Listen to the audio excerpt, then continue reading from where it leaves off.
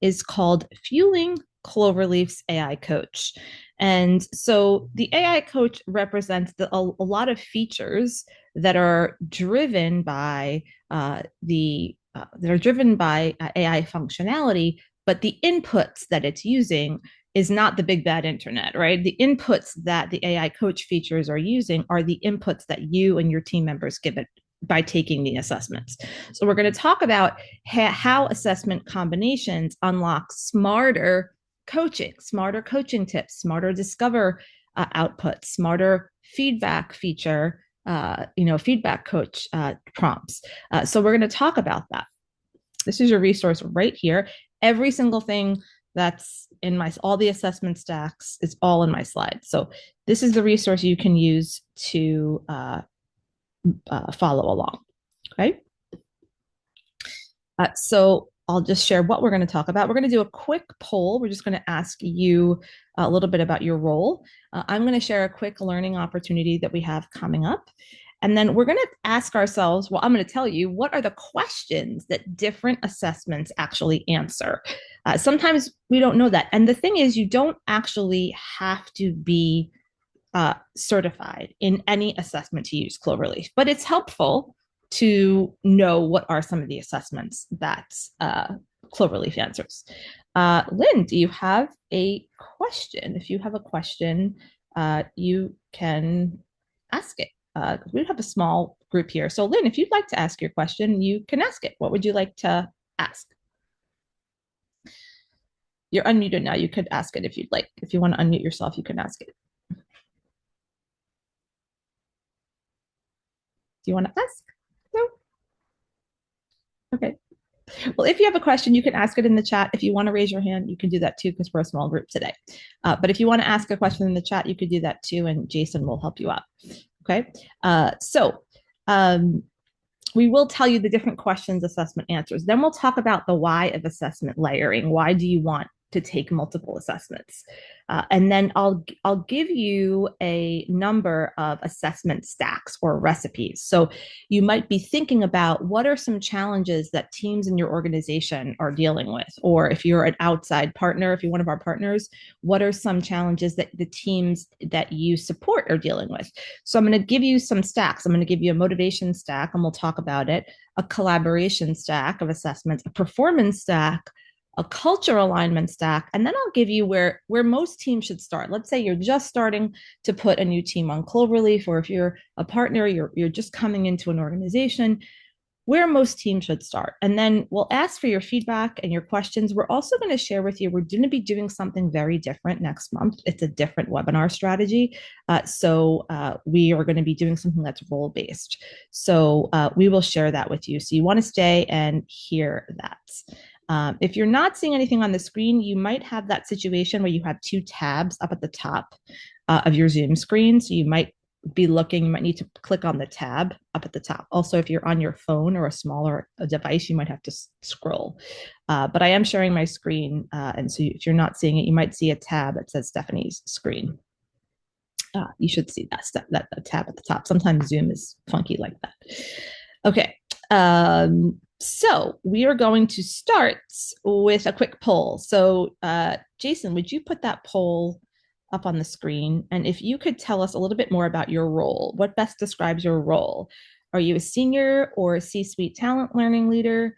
Are you a director or manager level talent or learning leader? Are you a manager of a team? Are you an individual contributor, or are you a coach or consultant? So let us know what best describes your role. That would be great. And if you could tell us that, that would be great. Awesome. We have a pretty good mix here. All right. Okay, so we can end that poll now. So we have the biggest group here is our director or talent, manager level talent or learning leaders. Excellent. All right, thank you so much. Excellent, thank you so much. All right, so we just want to let you know we're just opened up our spring 2026 cohort, which is our Train the Trainer program. It's for trainers, facilitators, coaches, consultants, HR business partners, or any leader that is accountable to lead or guide groups or their organization to use Cloverleaf. You can be internal, external.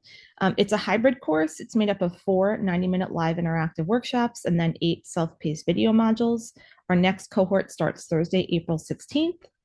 And you learn to lead individuals and teams to leverage Cloverleaf in a much deeper way than we talk about, obviously, in our webinars, because it's a small learning group. And you also learn how to lead Cloverleaf team development sessions.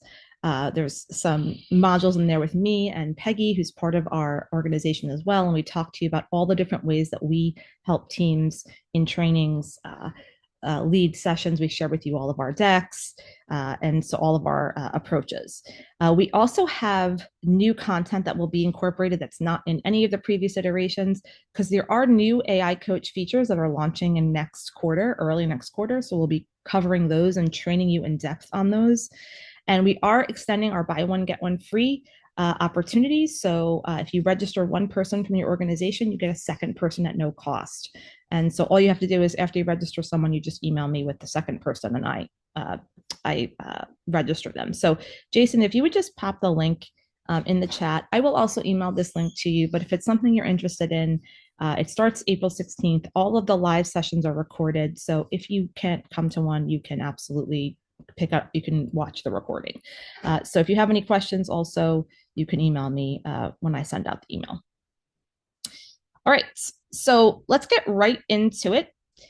So I want you to think about all the different assessments. And again, I want you to let go of, do I have to be, no, you don't need to be certified, because I understand that if you're a coach or consultant, people ask you to do a DISC workshop, or I understand if you're an internal talent learning leader, or if you're a manager, if you're a talent learning leader, you might be asked to do a DISC workshop, or if you're a manager, you might be asking people to come do a DISC workshop. Now, we want to help you understand that that is a completely legitimate request. However, one of the things we also teach and train the trainer is how to help reframe people's requests. Because what are you actually trying to solve for when you do a DISC workshop? You want to ask for what is the actual problem you're trying to solve for, because what we want to help teams and organizations do is actually use the Cloverleaf features on an ongoing basis to actually help improve team relationships, team dynamics over time. And that's really not what a DISC workshop solves for. A DISC workshop can be interesting, it can provide insights, but it doesn't necessarily solve team problems in a couple of hours. What can solve team problems over time, so it's the same exact thing. If you go to a workshop about dieting, you're not going to lose weight. But if you go to the gym 3 days a week and you practice habits over time, over 6 months, you will lose weight. But you're not going to lose weight by going to a workshop about losing weight for the day. Okay. So you have to understand that it's habits and practices repeated over time that actually cause change. And so Cloverleaf is providing those tools and resources over time with that, and with that assessment data. It's just using the assessment data as gas. Okay. It's using it to go. If it was a car, it's just putting the gas in the car to go. So DISC is helping us answer the question, how do I respond to challenges, pace, and collaborative environments when I'm on a team? DISC is a team assessment. So by putting that data in, it helps the AI coach features like Discover, like feedback, like our daily coaching, that our coaching focus. It helps us with those kinds of things.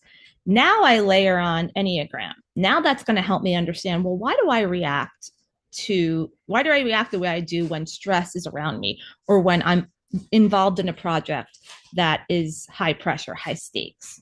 Okay, so now I layer that insight on. Now I come and I layer on motivating values. What values and priorities are really behind the decisions I make in the workplace? So that's going to help me understand that about myself, but also other people. Now I take 16 types. How do I process information? How do I make decisions? As information's coming at me, how is my way of thinking different from somebody else's? Right? How does that impact how I do my work each day? Insights discovery, which we've added in the past year. How do I communicate and interact with others? What's that energy that's behind it? Right. Now we have many strengths assessments. We have CliftonStrengths, we have strength scopes, we have bias strengths. All of those strengths assessments may convey information in a slightly different way, but it answers that question: where do I naturally contribute the most? What are my natural strengths that I don't have to think about, that are just natural to me? And then energy rhythm comes in and asks and answers the question: when during the day do I do my best work? And at the team level, we can kind of see when is the best time of day to even discuss certain topics or have certain meetings. And then we look at culture pulse, and it's going to tell us what cultural norms and expectations shape behavior. So you can see the rich environment that becomes possible when we layer on these assessments. Now, if we were to ask people to take all of these assessments, it maybe would take 40 minutes of their time. And we get really hung up on asking people to take assessments because we really have to stop thinking like what we're asking people to do is so monumental, because again, once they're done setting up their account and taking these assessments, they're done. And they don't have to take them all in one sitting. So you could start small and then you could add and layer some other ones on.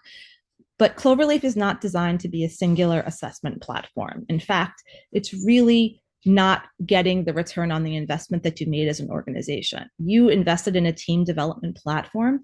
It's, yes, it uses assessments, but the assessments, again, are a means to an end.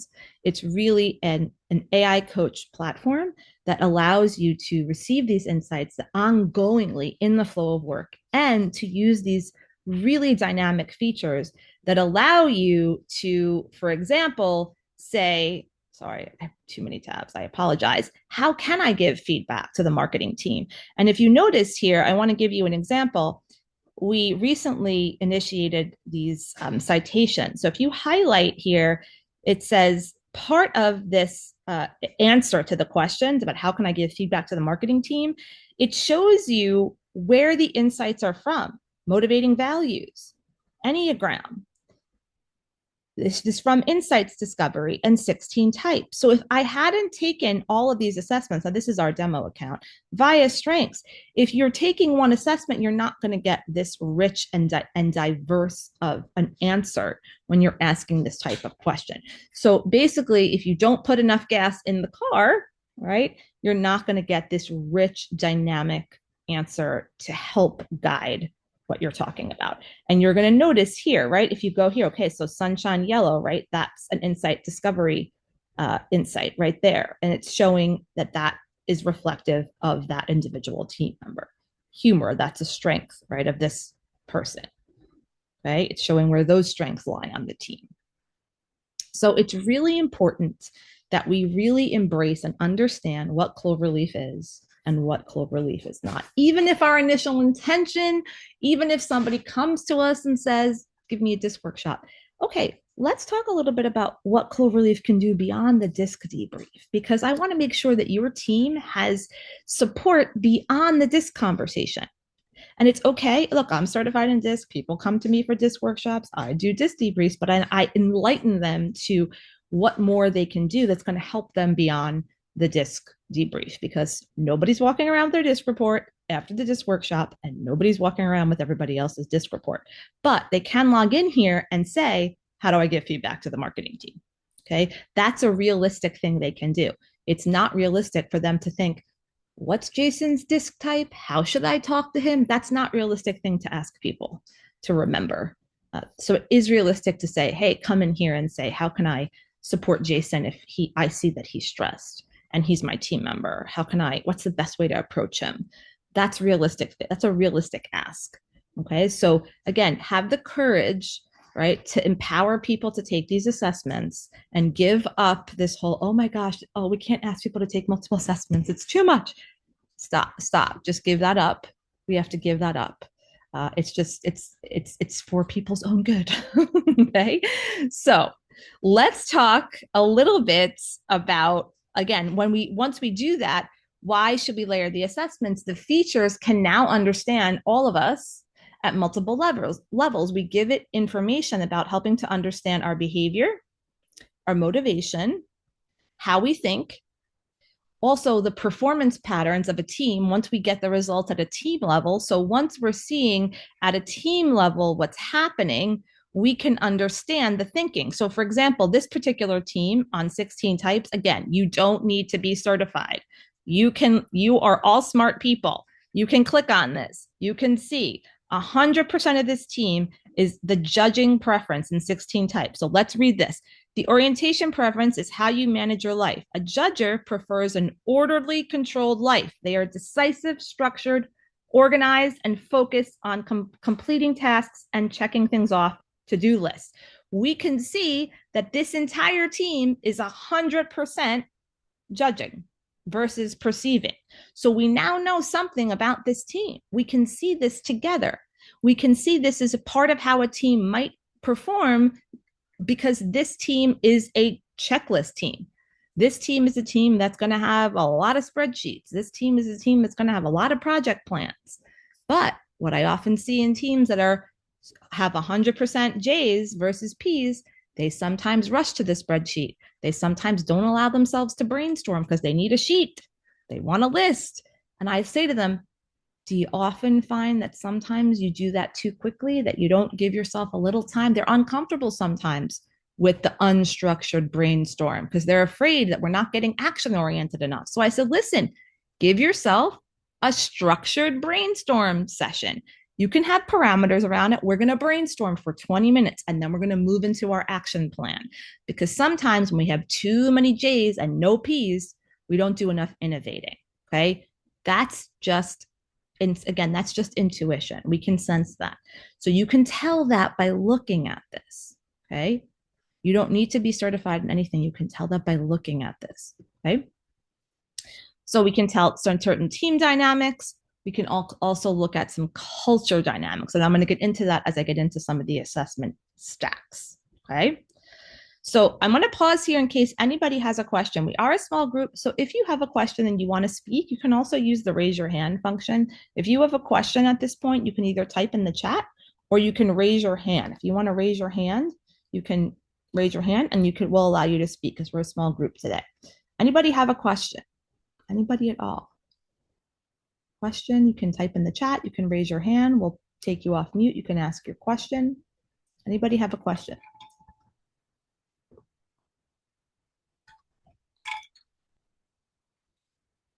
No? Can I keep going? Okay.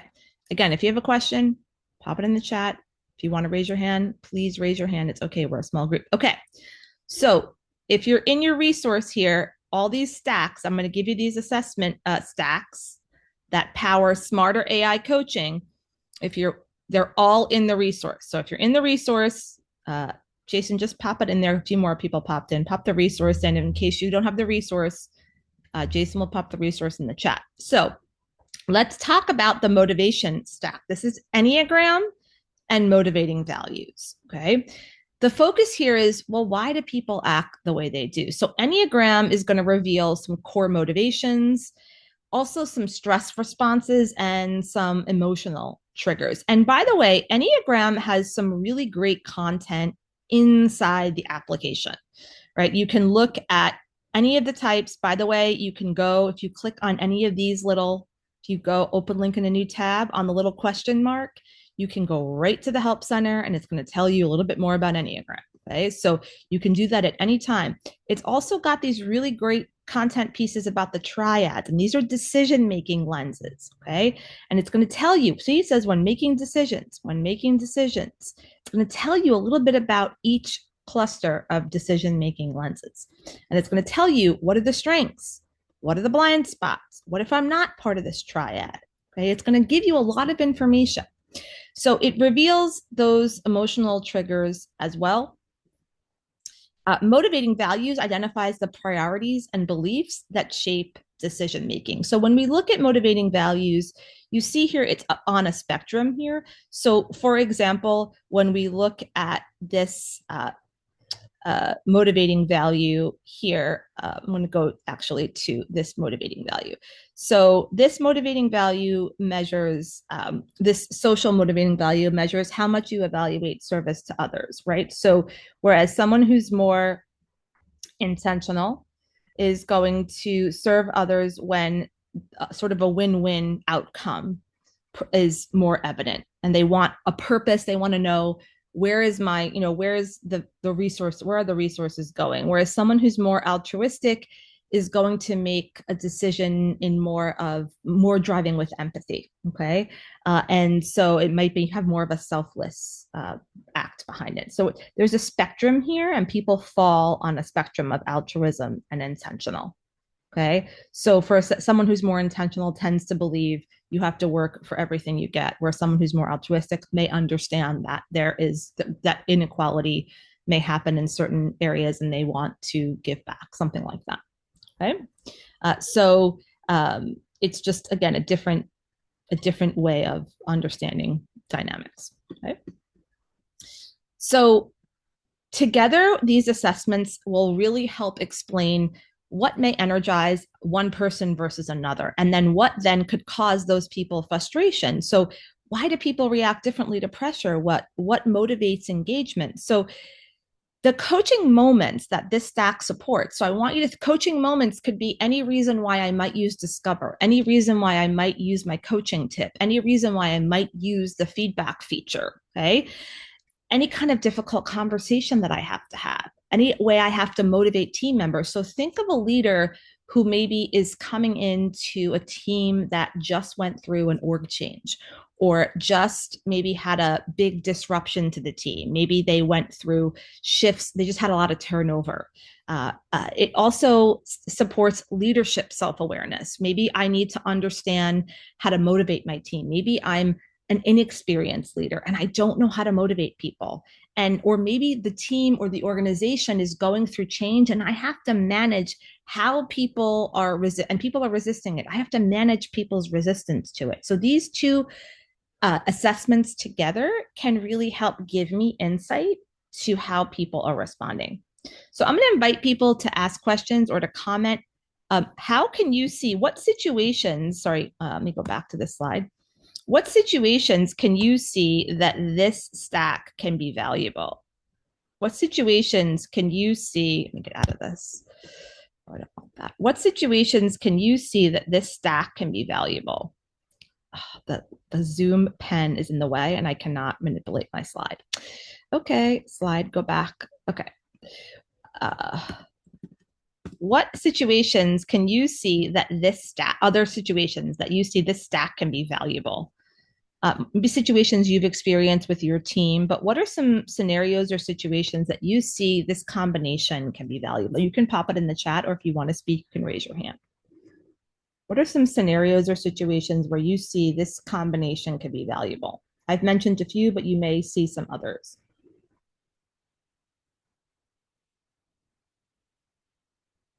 Oh, sorry. Oh, gosh. Apologize.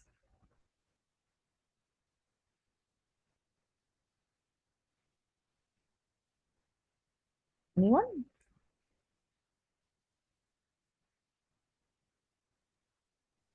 I can chime in if Oh, sure. Go that's ahead.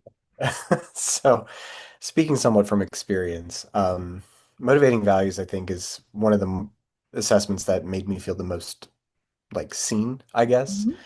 Um, and pairing this with Enneagram, which I often compare myself when I do onboarding, I think a good situation when thinking about these two paired is my drive in terms of motivating values being harmony. Inside Cloverleaf, I am all alone on the harmony spectrum. I am the most harmonious person there, and my whole drive is making sure that if the boat is rocking, how can I not make the boat rock anymore? Mhm. So pairing that with Enneagram, with the stress responses and emotional triggers and my drive for harmony, I think trying to be the guy that, and not to use this metaphor in a negative way, but like who is literally plugging the holes in the ship. Not to say that we're a ship that's sinking, but like that's the metaphor that comes to mind. So, like seeing how I respond to stress and using my motivation of harmony to kind of keep everything in balance is like a really was really like eye-opening for me when I Mm. was reading through my results as a type 1 Enneagram and using my harmony driver in motivating values. I was like, wow, that's me. Like that's definitely something I've seen myself doing multiple times. No, that's a great It's a really good call out, and it's good that you can recognize and relate to that. It's awesome. Excellent. Okay. All right. So let's talk about the collaboration stack. So many people use Cloverleaf to help with navigating collaboration. So we're going to talk about DISC 16 types and insights discovery. So this is a focus on how people communicate and can collaborate. So DISC shows how people respond to different challenges and interaction dynamics. 16 types reveals how individuals process information again and then make decisions. And then insights discovery adds insights into communication energy and relational interaction, that exchange of energy. And so together, these assessments come together and inform the AI coach to guide teams, right? Through the functions, through discover, through daily coaching, through your coaching focus, through the feedback feature. And it says it helps the AI coach features inform you about adapting communication styles. How can I collaborate better with this person on this project? How can I prevent a misunderstanding, a confusing communication? How can I improve meeting dynamics? How can I best run a meeting with these three people? I can go to Discover with these insights from these assessments and say, how can I best run a project meeting with these three people and empower them all? How can I navigate the different thinking styles on this team? How can I get buy-in from this team on a decision when we are thinking, when we're under a deadline? So when we have the insights from these assessments, we're able to get a well-rounded, rich answer from Discover. We're able to get coaching tips on different people from our team that help us make better decisions, make us think differently about how we could approach someone, maybe have us make a small tweak to a conversation as we're basically navigating different dynamics. So the coaching moments so think about the times when you go to reach for Cloverleaf. These are the moments that this will source. So preparing for a meeting. Great. Libby's saying this is key for the work that she's doing right now with teams. Cross-functional collaboration, especially if these are people that you don't work with in the day-to-day. Feedback conversations. We all know that sometimes we have to have difficult feedback conversations. And then communication alignment. I want to make sure we're on the same page. I want to make sure we're, aligned in this area. So those times when you reach for Cloverleaf, by having the results of these assessments, it gives you those richer outputs, whether it's Discover, whether it's feedback, whether it's your daily coaching. Okay.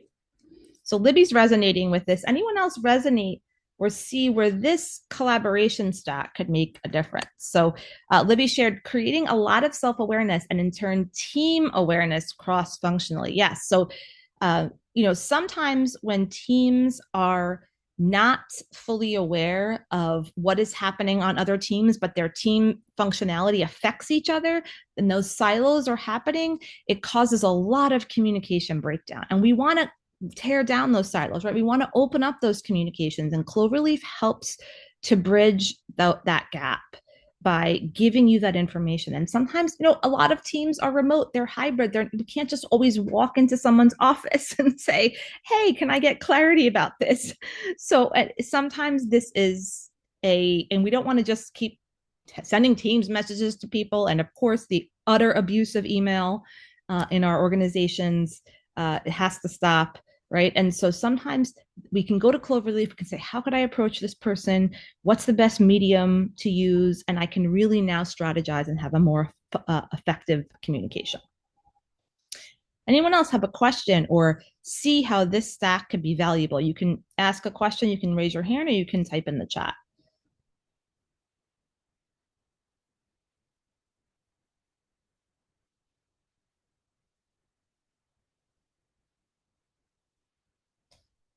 One. Okay. If you have a question that comes to you, you can just drop it in the chat. Okay. So let's talk about the performance stack. I know that organizations tend to focus sometimes on the transactional things like numbers, the performance. So let's look at what is what is the stack that actually can help people increase performance. So any strengths assessment. So this could be via strengths, it could be CliftonStrengths, it could be strength scope. So if whichever strengths assessment you have, some of you may have multiple of them, some of you may only have one. A strengths assessment plus energy rhythm plus DISC. Okay. So what does that do? That focuses on how does work get done? How do we do things around here?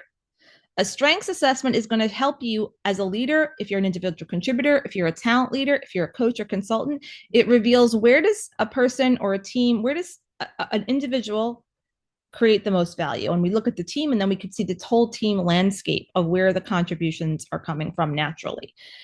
Energy rhythm shows when someone has the most focus and energy throughout the day, and then you see the team landscape of it, and you can see what's the best time to actually have the meeting. Now, we've shown you this recently. When you look at energy rhythm, what's the best time of day to do data analysis? Now, we know that data analysis, peak time is the best time for intense focus analysis. So the majority of this team, now I know that time zones complicate this, but the majority of this team is doing that focus learning or that focus thinking in the morning. So we would probably do this in the morning. But if we were to do brainstorming, which is a little bit more design thinking, a little bit more creative, brainstorming is a little bit better for recovery. So we might do that in the afternoon. Okay. So, and then DISC adds insight to how a person approaches challenges and tasks. So we put those together, and that allows the AI coach features to guide teams to then align work with strengths. So if we're doing a project, we can understand what strengths might be best for different types of tasks. We can assign those project roles effectively. We can also then schedule our meetings more intelligently. And that allows us, guess what? To reduce burnout. So if we have less burnout, if we have people doing the work that they're naturally good at, and we have people in the roles, in the project roles that are the most suited for them, if we're now having meetings at the time when people are most energized, guess what? What happens to performance? Right? It's probably going to lift a little bit because we're being strategic about who we assign work to, about how we spend our time. We're being really strategic. And so the coaching moments that this stack supports is productivity improvement, role alignment, project planning, project allocation, and workload management. Okay. So a lot of people like to use this term that I really would like to burn. I would like to retire the term soft skills. The term soft skills should have been retired with personnel. These are not soft skills. Okay. These are essential skills. Working with humans, talking to humans is an essential skill. Okay. Unless you're going to be in a basement somewhere and just do research and send your research papers up to somebody, you got to deal with people. Okay. And it's not a soft skill. It's an essential skill. Right. It's an industry agnostic skill that has nothing to do with your subject matter expertise. So it's not soft. Okay. It's actually essential. Business skills is great. Anjanette says business, you can call them whatever you want. They're not soft. Okay. They are essential. They are required if you're going to lead people. And every organization should have it in their job description for anybody that's a leader is you must have these essential skills, right? Being able to develop people, being able to use coaching as a development tool, being able to motivate a team. Okay, these have nothing to do with your knowledge of accounting, with your knowledge of technology. These have nothing to do with anything that we do here at this company. These are industry agnostic skills that are required to lead humans. And we at our organization, we hold that to be sacred. And because we care about how leaders treat our people. And no organization should be afraid to say that. And when you give people Cloverleaf, you empower them to help themselves, to help each other. Okay. And so that is how you create fair and equitable workplaces that are safe for every human being. And so Cloverleaf helps because we know that it's impossible to hire a coach for every person. We know that's not That's not logical. We know that not organizations are not going to hire a coach for every person. So Cloverleaf gives you the opportunity to give development at scale to each and every person in your organization. And so if you want to increase performance, give people access to this tool, not just the email. The email is about 6% of the value of Cloverleaf. You have to log into Cloverleaf or integrate Cloverleaf into Slack, integrate Cloverleaf into Teams, use the features in Slack and Teams if you don't want to log in, whatever it is. The email is just the tip of the iceberg. Use the features, use the feedback feature, use Discover, okay? Use the features that are about to come out in just a few weeks, okay? It's coming soon. Libby says amen. Oh gosh, she's going to quote me. Okay, so Libby, the next thing you can also say in your training, I did not steal this from someone. I said this once spontaneously, is that part of why that teams have such a hard time communicating is because they overuse email. And that's why you want to use Cloverleaf to help you communicate. So, and I've said this before, email is for notification, not communication. So email is for, here are the notes that you missed in the meeting. Here's the PowerPoint before the meeting. Here's the agenda. Here's the documentation of the conversation we just had. It is not for project management, is not for conflict management, is not for conversations. If someone tries to have a conversation with you in an email, say, when can we speak? So you can say that. Libby said Cloverleaf has changed the way the company I consult communicates and collaborates. With awareness comes the change. We can't use the I didn't know because we now know and have the tools. That's so true. You now know. You can't say, I didn't know this person likes to be communicated this way. Yes, you do, because you have a tool that says so-and-so prefers to be communicated this way. So great. Go Libby in the chat. Go read Libby's comments in the chat. She's firing up the chat. All right, team dynamics stack. Team dynamics. You're all here because you're on a team or you support teams. DISC, Enneagram, 16 types. Okay. So this is what I call the big three. Okay. So together, we've all gone through what these already capture. So I call these the big three. When people don't know where to start, I'm like, or at least just start here. Okay. They also on the team dashboard, they have the most content in them. They have the cognitive function pairs. There's a lot. If you click on these, you can unfurl a lot. They have a lot of rich content within the actual app. Okay. So together, these assessments are going to allow the AI coach features to understand how do individuals behave under pressure, why do they react emotionally to situations, how they process decisions and also ideas. When you layer these assessments, Cloverleaf can really help teams navigate personality clashes, assign complementary roles, and also improve psychological safety. This also helps any kind of leader really help their own leadership awareness. Also, remember, leadership is not about a role. Every person here is a leader. I don't care if you have direct reports. Leadership is a behavior. We all are leaders in our organization. You're all leading people. You just don't know it. Okay, so you're all impacting people by the behavior that you bring to your organization, whether you're remote, whether you're hybrid, whether you're in person. So you don't need to have direct reports to be a leader. Leader's not role-based, it's behavior-based. So you can gain your own leadership awareness, even if you don't have direct reports, by having your team take these assessments. And the coaching moments that these three assessments support especially is conflict navigation. So if a team is new, if a team has experienced friction, this is great. If you need team relationship insight, you need to understand how do certain people relate to each other, especially if a leader is being brought in for the first time to this team.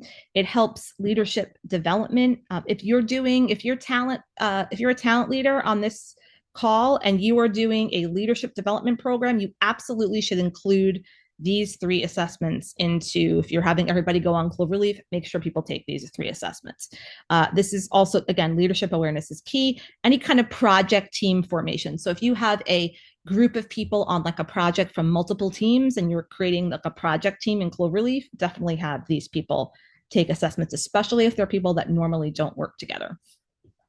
And ultimately, that's where really every team should start. And I'll show you that at the end. So any questions about this stack anybody, usually most organizations have these three. At least most teams, and these are the three that I'm certified in all these three again, but you don't need to be. But most organizations have, like, they'll have a person who's sometimes certified in one of these. A lot of coaches and consultants will be certified in one of these. Any questions about this? Any insights about this stack? You can type in the chat or you can raise your hand.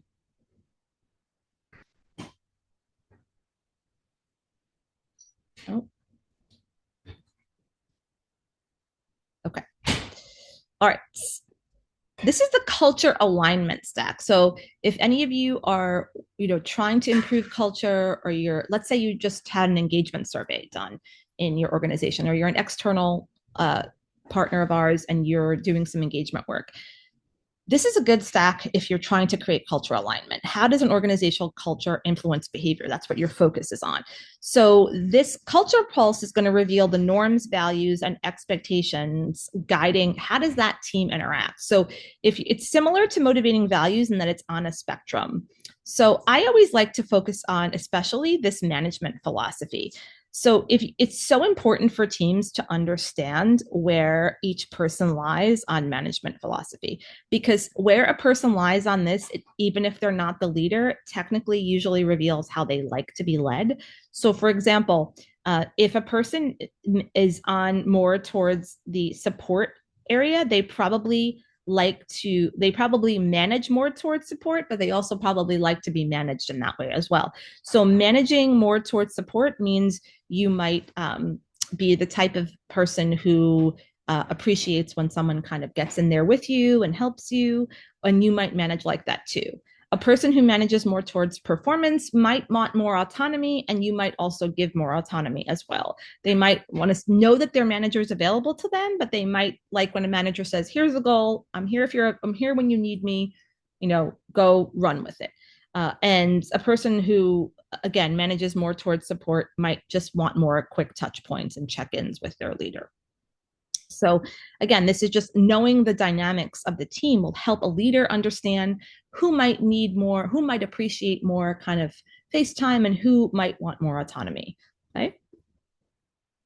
And so DISC, again, shows how individuals might respond to those cultural expectations, and Enneagram explains why certain cultural environments might motivate one person but stress out another. Right. So, for example, like an Enneagram 6 tends to want to be part of groups and seek security and safety, whereas an Enneagram 5 might be someone who would appreciate privacy and wants to be more. It tends to be more introverted and wants more safety by themselves, right? So it just depends on different dynamics. So these assessments allow Cloverleaf's AI coach to bring up insights in your daily coaching, in your discover, why certain personalities might thrive in one culture and another personality might shut down in a certain culture. And then those expectations may create tension, and then leaders can support different working styles. And then culture will also affect collaboration and also decision making. And so once we have these assessments in place, Cloverleaf can help teams with leadership alignment, engagement insights, especially if you have taken an engagement survey, and it can help you sort of understand, well, what are some of the dynamics that are contributing to this, and what are the learning interventions we need to, put in to help cure for this. And we can also it can impact the organizational development efforts that we decide to initiate, and it can give us more awareness into our culture. Any questions with that? Any questions at all? Okay. So Libby's asking, how can this be used in a hybrid work environment versus in person? These stacks are not unique to hybrid versus in-person environments. The only issue with the time zones is the energy rhythm assessment. So the energy rhythm assessment, when you're planning, for example, for the meetings that is affected by the time zones, is, for example, if you were planning this brainstorming meeting, you'd have to figure out this recovery, if they were in different time zones, how you would do that. But these stacks are not unique to the specific environment in terms of hybrid, in-person, or anything like that. These are, it's just a matter of the only one that's impacted by the time zone is here. But the nature of the stacks are going to reveal the same dynamics, whether the team is in person, hybrid, or remote. They are especially more essential when you don't have visibility into the team. What I'm going to tell you is if the team is remote, it's essential, right, to get those insights because you're not seeing people as often. Okay. When you do have any kind of hybrid or in-person environment, you just have more observation of the behaviors. Okay. So the fully remote team needs the even more assessments because I don't have the observation of the physical behaviors because I don't see people. So that's all I'm going to say about that. But if I'm remote, I'd be taking every assessment because I would want as many insights as I could possibly have so I can get answer as many questions. Okay. So most teams should start with the 3 that I told you before, the DISC, Enneagram, 16 types. Now, what I would do as an external provider, this is what I always start with. I start with those 3 plus a strengths and a culture pulse. Okay. And that I always start with 5. Okay. That's what I do. And I do the big 3, the DISC, Enneagram, 16 types, and then I add in a strengths assessment, culture pulse, and I'll also usually throw in any energy rhythm because that adds more depth, more team contribution. I like the culture dynamics, especially when a team is newly formed or a new leader is coming in, whether it's an old leader has just left or retired, or there's a morale issue, or there's a significant change, whether it's an organizational change, a specific team change. That's what I like. I like to do the 3 behavioral, the personality and behavioral, DISC, Enneagram, 16 types. I like to add culture pulse and 1 strengths assessment, and I'll throw in energy rhythm. That's where I'd like to start. I'm okay. I do not have any fear about asking people to take assessments, and I coach all of my clients to get over that fear as well. And we overcome it. Okay. Any questions about any of that? Right. This is all in your workbook. Any questions at all about anything I shared? This is all in your resource. Anything about anything I shared?